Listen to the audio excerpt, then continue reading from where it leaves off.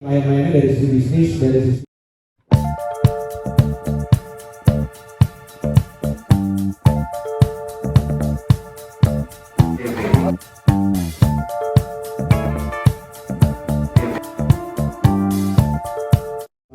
sebuah perusahaan namanya One ID Entertainment dulu. Untuk menginisiasi sebuah audisi idols dari seluruh Indonesia. 2019 terakhirlah Unity, dan 2000 berapa tahun lalu, berarti 2022 ya, 2022 terbentuklah First. Jadi 2 kali audisi gitu. Cuman waktu di One ID itu saya perannya lebih banyak jadi produser musik. Gitu. Jadi yang mengkonsepkan musiknya semua segala macam, pemilihannya segala macam itu saya yang atur gitu. Tapi yang lain-lainnya dari sisi bisnis, dari sisi image segala macam, look segala macam itu semua arahannya dari One ID. Nah sayangnya One ID ada sedikit trouble dan tiba-tiba di bulan Oktober tahun lalu itu memutuskan untuk hiatus. Jadi udah nggak beroperasi lagi. Nah itu jadi kayak pusing gitu, jadi nggak rela gitu karena semuanya kan akhirnya harus dibubarin tuh. Akhirnya ngobrol lah sama anak-anak Unity sama anak-anak First dan lihat mereka masih semangat segala macam. Akhirnya saya memutuskan untuk take over.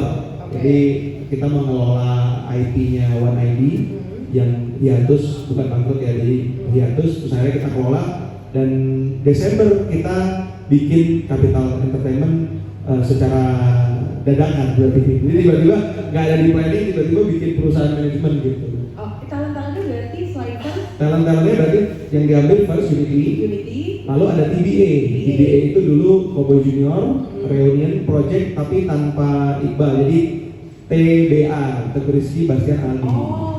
Gitu. Itu disingkat ya. Waktunya bersamaan tuh kurang lebih itu, karena mereka tuh 2000 ya sama 2 tahun, belum sampai 2 tahun justru malah mereka ini umurnya, tapi udah sekarang lagi merajai pensi-pensi di Indonesia lah. Keren emang di mana-mana banget. Nah, by the way, Kakak, aku penasaran banget kenapa beliefnya ke idol group sih di Indonesia ini? Kenapa menanggi banyak banget tuh?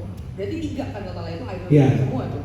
Satu karena kalau ngurusin solo repot ya. Kenapa kok repot? Kalau enggak, kita percaya sama IP, jadi kita percaya kalau idol tuh kan maksudnya bisa tambal sulam. Jadi kalau ada apa-apa, IP-nya itu masih bisa grow terus. Gitu.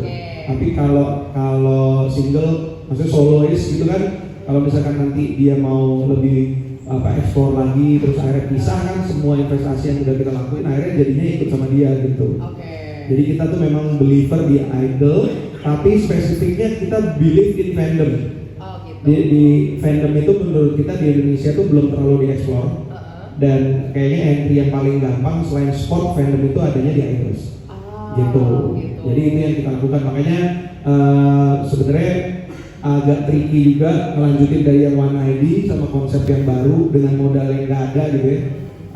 Harus punya strategi sama inovasi buat ngurusin fandom ini, program fandom gitu. Nah itu dia tadi, dan semuanya tuh dinaungi dari Capital Entertainment. Yes, gitu ya. Nah nggak pakai lama lagi kalau gitu, kita bentar lagi bakal masuk nih ngobrol-ngobrol tentang sebenarnya